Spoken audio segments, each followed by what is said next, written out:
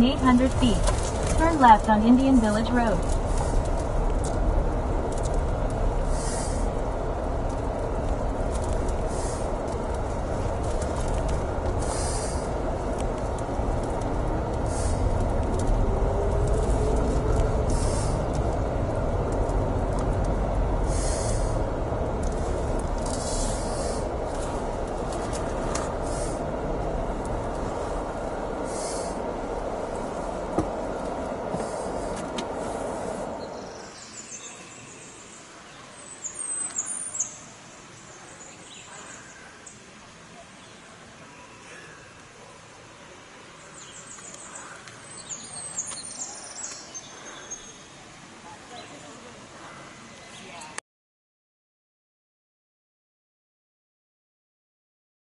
Been raining the past couple of days, so some of it might be slick.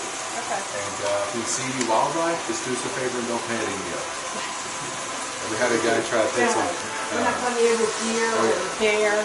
More like snakes. Oh, well, that one's definitely not going near. Raccoons and squirrels, but I don't think we'll see any today. Just occasionally. And if you get too friendly with the snakes, we do keep the snake pit. Oh, good. Yeah.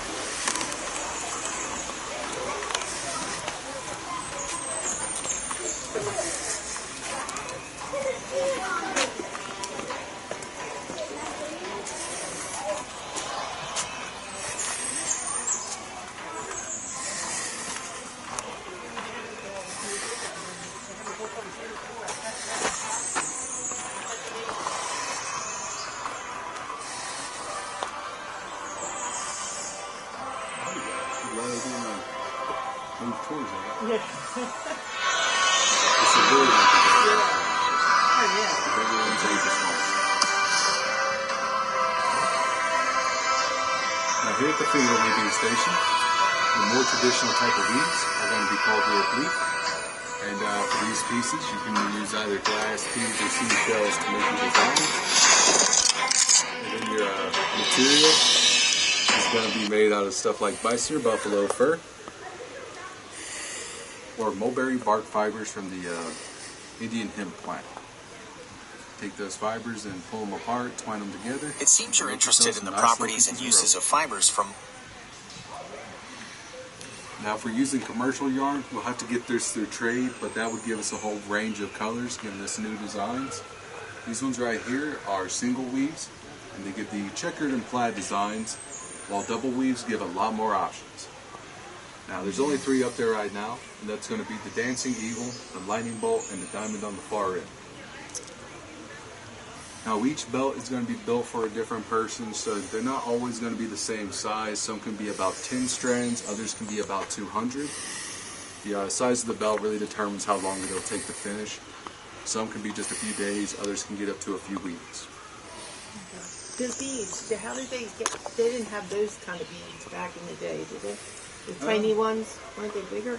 It would be a little bit bigger. Yeah. You could probably trade for something like this, but they wouldn't be as common as like the, we have a couple examples out there to trade first. But.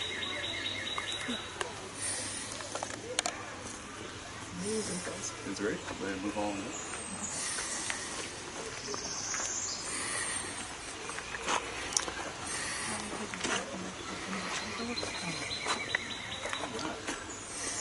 Now for beadwork, these pieces are going to be called scroll work.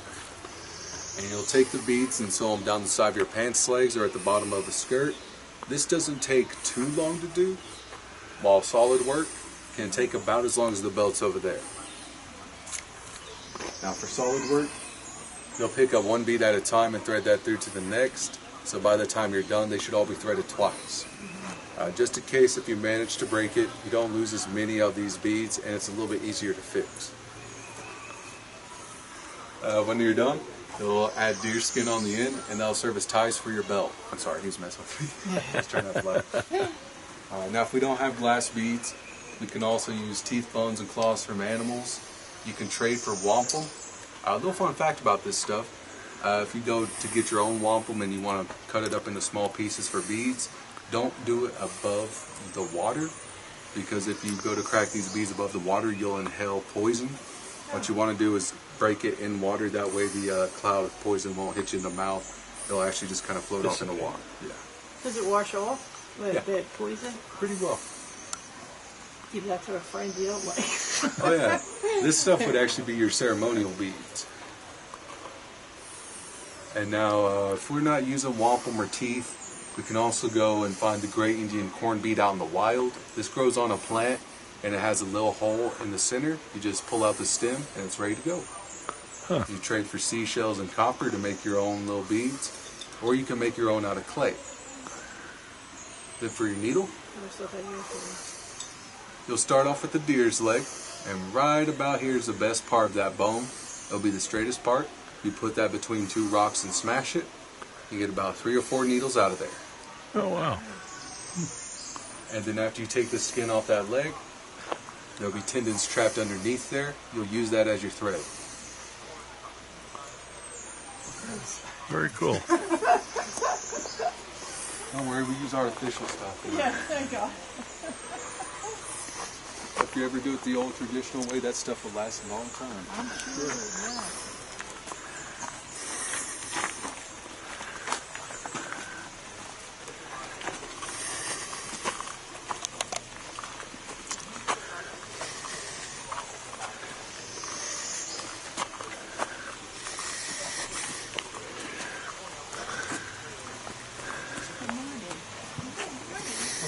Good morning. Just struggling with the wedding vase. Oh, You know, yeah. the usual. Looks like it's going all right so far. So far, I gotta mold the spouts to the top, and then I gotta like thin them out just a little bit. But I'm making good progress so far. It hasn't tried to fight me just yet. I'll know if it's up against a tree. You'll know. You'll know. How do you make the intricate shape on the water jugs? So that's actually what she's doing right now. So I'll start off with these little tubes, put them on the top, and slowly mold it into the work. Ah. The handle and extend it across both Yeah, sides. see what's over there. In other words, you cheat. Oh, that's terrific. Don't say we don't cheat too much, you know. We still buy our stuff from the store. Uh-huh. That's good. I was gonna say. I love that I was gonna say, design. no, cheating would be using a potter's wheel. That would be cheating. Okay, fair enough. Did they ever get to be using the potter's wheel after time? Nah, I No, mean, they you did it all by could. hand, yeah. You could, because like modern day, nowadays we live just like everybody else. Right. So if you want to, you can use a potter's wheel. But for the most part, traditionally, they just strictly by hand. But our pots back then wouldn't even be these decorative ones. Right. This was just for trade. Ours were more like cooking pots, fire pots, which would be like a bowl with a bunch of spikes on it. You could take embers from an old fire, put it in the top of that, and then carry that without burning your hands to a new location and start a new fire. Uh-huh. So for each pot, there's a different type of preparation to start off with. So let's say it's the fire pot. You can take seashells, crush those up into powder, and wipe it on the insides of the pot. It'll make it a little bit more heat resistant. Versus if you want to do a liquid pot, you'll use a corn cob. Once you go to do the firing part, you always cook the inside. So whenever you go to point this at the fire, all that heat's going to cook the corn cob too. Some oils will come out of this. You just wipe that on the inside to make them waterproof. The trick is, how did they touch it? Because they didn't really have, like, tongs and stuff. Oh, yeah, you get a little piece of leather. You just kind of roll The it leather in. would Or like protect some your deer hand. antlers. What was the question? How hot, with the temperature of cooking it, like, how did you get it in and out? So, whenever we're firing it, when the pot gets like a bluish gray looking color, it's like really hot. You can use leather, but the preferred method of what we would do is we'd get like a stick that's like really thick like that, and we'd kind of just roll it into the rest of the fire. Oh, okay. You want to let it like warm up by the fire by like for a good few hours at least, so it doesn't bust from the temperature Yeah. shock. Yeah, it was just touching them when they're hot. That's what's amazing. I mean, that's what said, I don't asbestos know why I things to didn't happen. think of that. Stick is Just right use the there. stick, yeah. Just use the stick. I guess 2 sticks would help, yeah. And getting them out of the fire, you just leave them in there until the fire dies out, and then you get them out. Oh, okay. Yeah. That's what I mean. How do you get them out when they're real hot? Yeah, you want to leave them under the embers. That way it fully cooks through. Oh, okay. So that's why we wait for the fire to die out. That way, by the time it does, they're usually done. Very cool. Really? Thank you. You're welcome. Thank you. Have a good day.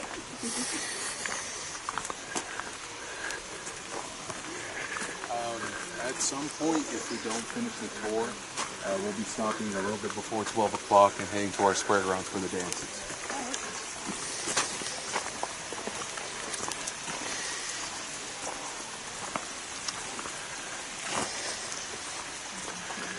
Now here at Wood Carving, we have a couple of examples of our old tools. Ours are more agricultural, so you'll see stuff like a garden hoe, a drill, and for each one of these, you'll use either flint or quartz or something like that for your little arrowhead or your head. Oh, I don't know why I explained it like that, but to hold that in place, you'll use the animal tendons again. And for something like the drill, this piece is actually going to be a large stone. That makes this way heavier, works as a counterweight. That way when you go to drill your holes, it won't be bouncing everywhere, it'll hold itself in place. Just use it like that. And get you a nice hole started. But while we're still using our stone tools, a lot of our items are made out of easy to carve out things. So you can have pipes made out of soapstone, bowls made out of gourds. Actually, gourds were used for a lot. You can turn them into canteens for water, water dippers, bird houses, rattles, and masks.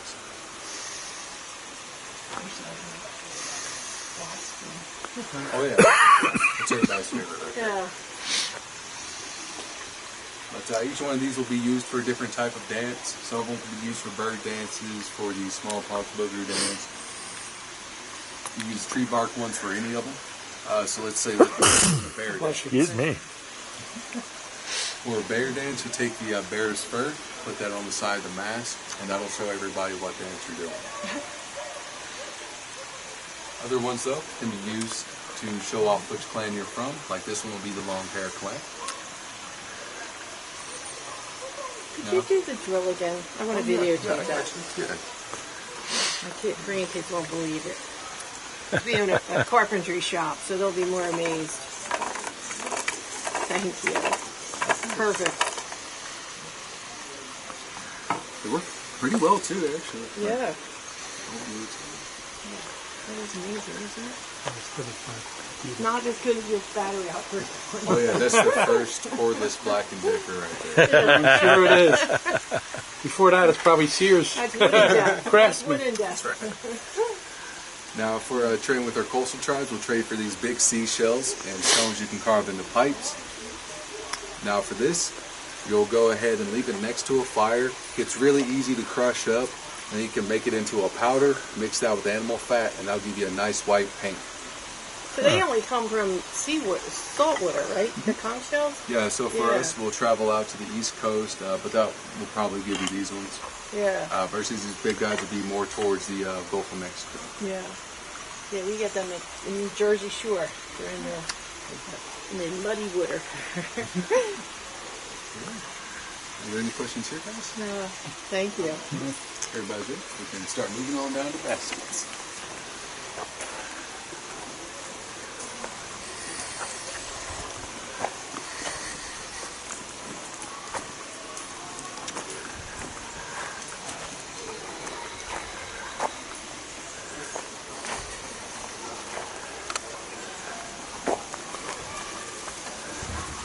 Now for baskets, the more common materials you're going to see these days are going to be things like white oak, which will give you these nice white splints. The more traditional ones, though, are going to be river cane and hickory bark. Now river cane is a, oh I'm sorry. I said that's pretty, the multiple colors. So for the river cane baskets, your stick will look like this. It is not bamboo, it is a distant cousin though. Now we tried growing bamboo around here to use those because they get a lot bigger, but every time we tried, it's so brittle you can walk up to it and just grab it and you'll crush it. Huh. But this stuff makes your good waterproof splints. Versus bamboo's wicked. It takes over the forest. yeah. There's no stopping it once you grow it. We had what's it called? I don't know the exact name of the plant, but it's like a little smaller red version of bamboo. Right. It took over my grandma's yard, Yeah. and so I had to go through and dig up it at the root. And those roots were coming out like that big. They will take over your yard. Yeah, people planted it and like it closed off their walkways because it falls over every time it gets cold with the snow or something. But yeah, bamboo's. They won't even let them plant it in our township. It's like banned. I wouldn't doubt it. I mean, it will take over your whole bank, and then if you try to remove crazy. it, you have a lot of less dirt. And it jumps. Like it's not like they put it in fences and then it'll jump over and start again in the other side. It does not care. It'll just go right under it. Yeah, it doesn't. Now for hickory bark, this stuff, you'll go and grab you a piece of that hickory bark. There's a green layer that's always on the inside. Once you peel it off, you have about 2 weeks to work with it before it dries out completely. But it's pretty good because whatever shape you leave it in, that's how it's going to dry. So made for good handles, the more traditional baskets. Now these baskets hold up really well as long as you take care of them. The most you got to do is take a damp cloth, wipe it along the sides, or put something in there for it to hold. This one's been in use since about 1952, so it's about 73 years old. It sits out here in the rain, the snow, the thunderstorms, and it's still doing pretty good. And then the colors come from these guys right here. Yellow root gives us yellow. Blood root will give us orange. Walnut will give us brown. And then butternut will give us black. And now these are pretty strong dyes. If you look right here, you can actually see the level of that black dye. Wow. And then if you get it on your fingers, fair warning, it will stick for a couple days. The basket weaver that sits here had some red ochre, which is like the rust off of rocks, gives us a nice red. Took it and wiped it across my forehead. It was there for 3 days. I thought I got it off. I went home, I looked in the mirror, and it was just smeared. Are there any questions here? No. Well, Very good. We'll keep moving this on down the way. And watch out for this bridge. It does get a little slick after the rain.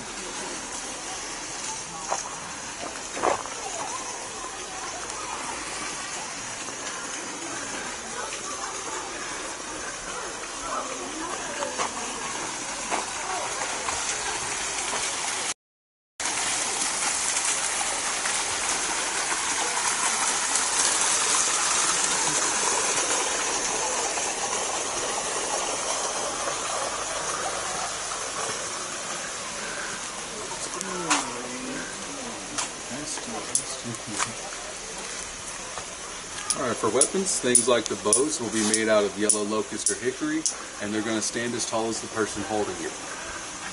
Then for the string, this will be a bunch of bear guts. You just pull them out, braid them together, let them dry, and then string them on the bow. We used to use deer, but bear's more elastic. Now for arrowheads, we have a lot of different materials to use for these. It's kind of personal preference with a lot of things.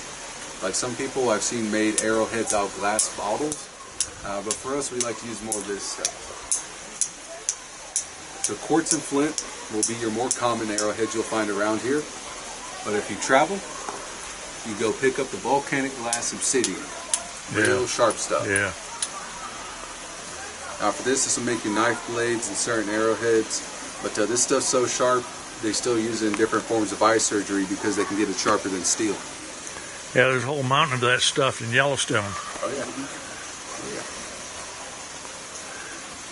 Now arrowheads, the two main types are going to be a round shoulder and a high square. Round shoulders are used for hunting. You wrap this with plant fiber to keep that arrowhead on the arrow. So if you shoot an animal, you can pull the arrow back out and keep hunting. While high squares are wrapped with the animal's tendons. That stuff, if it enters the bloodstream, it's going to swell up and loosen. So if you try to pull this arrow back out, these notches are going to make sure that it stays stuck inside. And then the one in the middle is an example of one of our metal arrowheads. We'd have a lot of brass and copper left over after we got a hold of iron, so we go ahead and mass produce these little ones.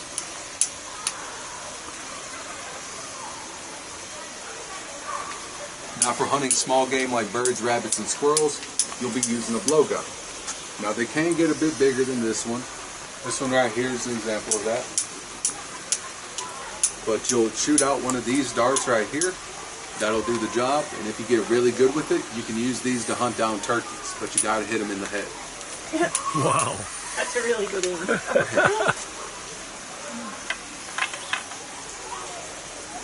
Now we did have stuff for ranged combat. It wasn't exactly popular.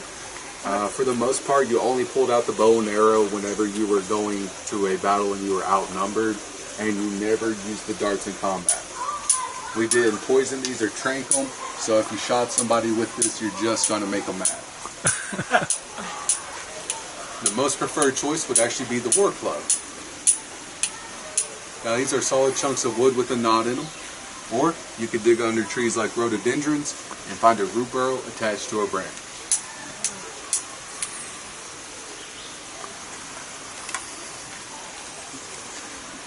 And now this last one on the end is our stickball stick.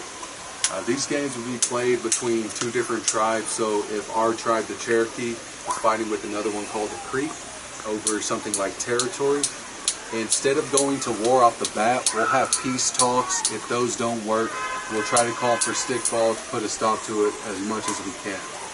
Now that's not to say this game isn't brutal. They still play this game, and there are no rules.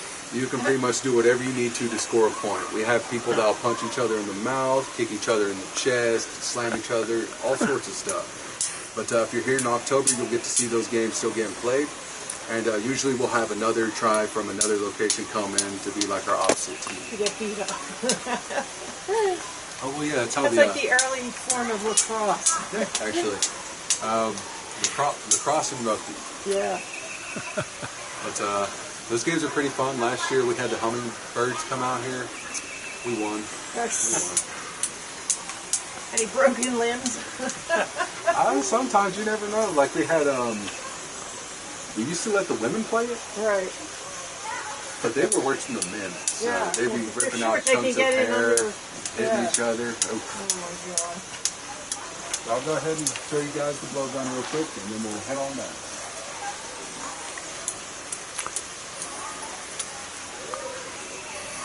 You got a little spider hanging out with you today. Yeah, that's a brown recluse. Oh, no. Been there since this morning. Okay, I gotta move these.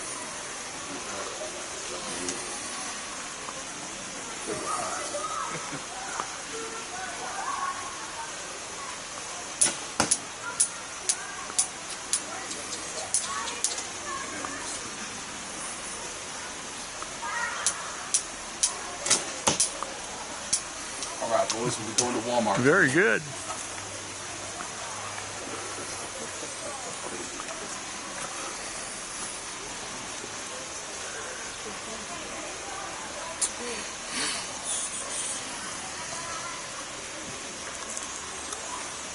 How we doing? Good?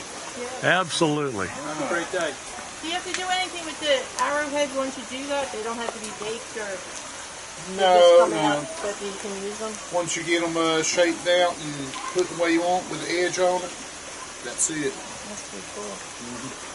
They last quite a long time. I believe it. Thank you. Oh, you're welcome. You go first. Roll down the hill, just catch it. Do you have any flooding issues with the stream?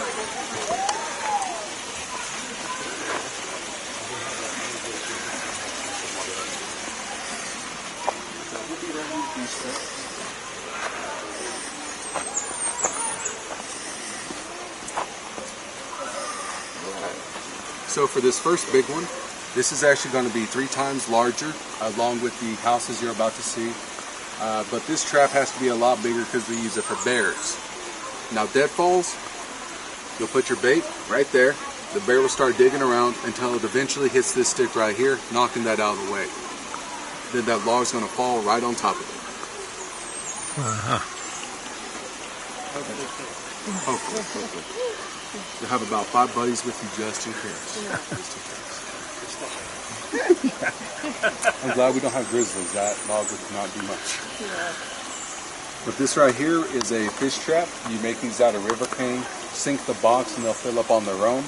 These spikes on the side are going to make sure the fish can't swim back out. Then you'll have a lid on top to do what you need. You'll leave the rest for everybody else. Now, there's a pretty cool way of getting these fish out of here that we've used traditionally in the past. I don't know if it's technically allowed anymore, but you would take a black walnut while it has its green husk on the outside. You can peel that husk off, scrape the inside bark of it, and drop it in the water. It'll paralyze every single one of them. Take what you need, pull that husk back out, and they'll go back to swimming in a few minutes. Doesn't affect the squirrels at all. Oh yeah, no, it's a neurotoxin that specifically only messes with that them. is funny.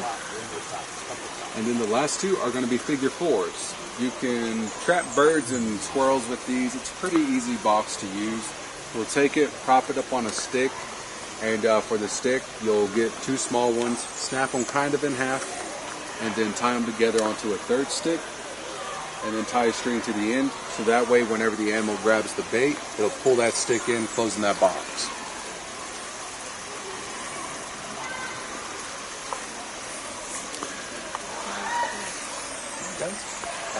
Everybody's ready to go. Very clever. clever. Move on over here to our first house, and if you guys need, the benches will be right over here.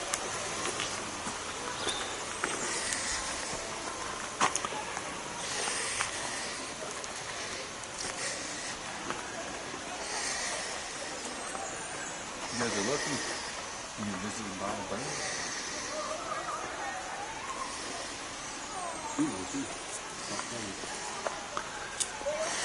Right. Now this is an 1800s home. This would have been built during a time of war, and this would have been around the French and Indian War and the Revolutionary War. We got attacked a lot and would eventually have to move with our families, dividing ourselves up into big groups of a couple hundred to a few thousand to make these as fast as possible. Now, depending on the size of your group, this could take anywhere from a month just to 2 weeks to finish.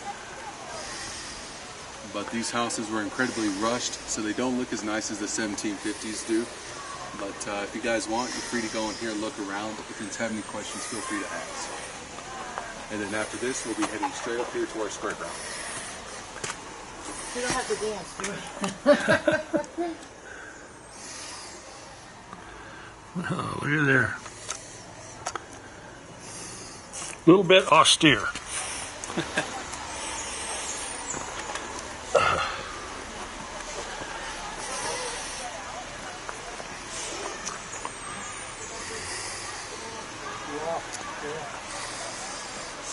Gotta put the kids somewhere.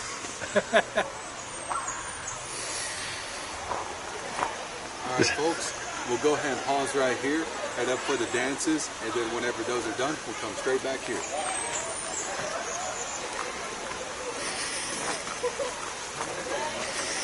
Yeah, my bad. I